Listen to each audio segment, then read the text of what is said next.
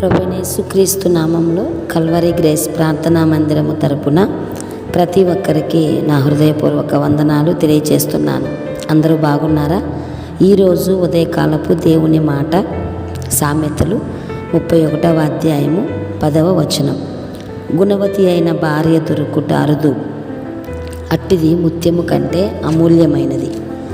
1669వ సంవత్సరంలో పుట్టిన ఒక స్త్రీ చిన్నప్పటి నుండి వాక్యం చదవడం, దేవునికి సంబంధించిన పుస్తకాలు చదువుతూ దేవుని యందు భయభక్తులు కలిగి జీవించేది.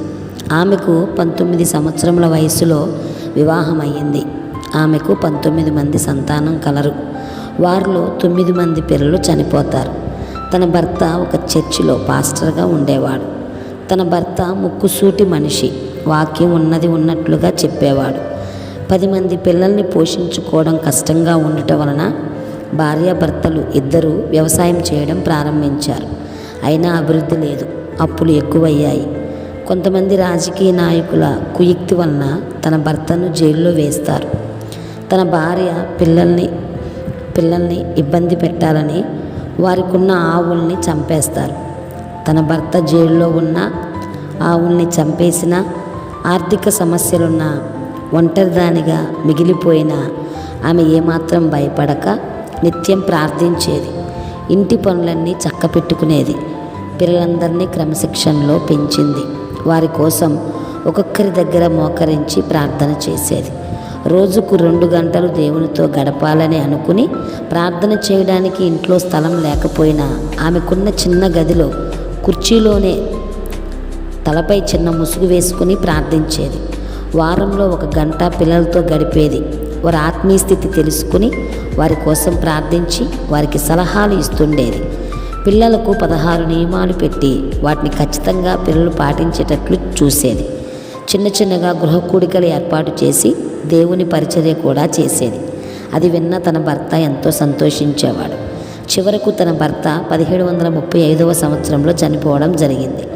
ఆమె కూడా 1742వ సంవత్సరంలో జూలై 1న చనిపోవడం జరిగింది. ఆమె కడుపున పుట్టిన 2 పిల్లలు ప్రపంచంలోనే గొప్ప సేవకులుగా సేవ చేశారు. వారే జాన్ వెస్లీ, చార్లెస్ వెస్లీ. ఆ తల్లి పేరు సుసన్నా వెస్లీ, అతని భర్త పేరు శామ్యుయల్ వెస్లీ. ప్రియ దేవుని బిడ్డలారా, సుసన్నా వెస్లీ గుణవతి అయిన భార్య అని చెప్పుకోవడంలో ఏమాత్రం సందేహం లేదు. ఎందుకంటే భర్త జైల్లో ఉన్న, ఆర్థిక సమస్యలున్నా, ఒంటరిదాన్ని, పిల్లల్ని ఎలా పోషించుకోవాలి, వారి భవిష్యత్తు ఎలా అని ఆమె భయపడలేదు.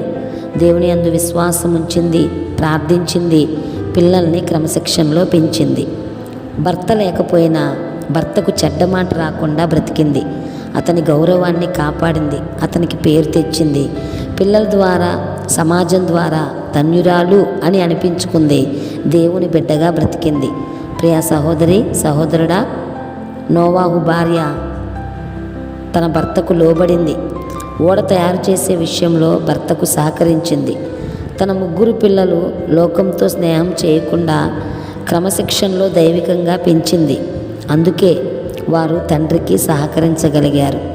ఓడ లోపల ఉన్న వారి బాగోగులు చూసింది. సమస్త జీవరాశుల కొరకు కూడా పనిచేసింది. 3 కోడళ్లను తన బిడ్డల్లాగా ప్రేమగా చూసింది. కాబట్టి వారు కూడా ఓడ కట్టే విషయంలో సహకరించి జలప్రలయంలో నశించక ఓడ లోపల ప్రవేశించగలిగారు. నోవాహు భార్య పేరు బైబిల్లో రాయకపోయినా ఈమె గుణవంతురాలు, దైవిక భక్తి కలిగిన స్త్రీ అని ఖచ్చితంగా చెప్పవచ్చు. మనము కూడా సుసన్నా వెస్లీలా, నోవాహు భార్యలా మంచి గుణలక్షణాలు, ప్రార్థనా జీవితం, విశ్వాసం, ధైర్యం, దైవిక భయం, ఓర్పు, సహనం, భక్తి జీవితం కలిగి బ్రతుకుదాం. గుణవంతురాలు అనే సాక్ష్యాన్ని సంపాదించుకుందాం. మన కుటుంబాలను ఆశీర్వాదకరంగా మార్చుకుందాం. అట్టి కృప దేవుడు మీకు, మీ కుటుంబాలకు దయచేయును గాక. ఆమేన్. God bless you all.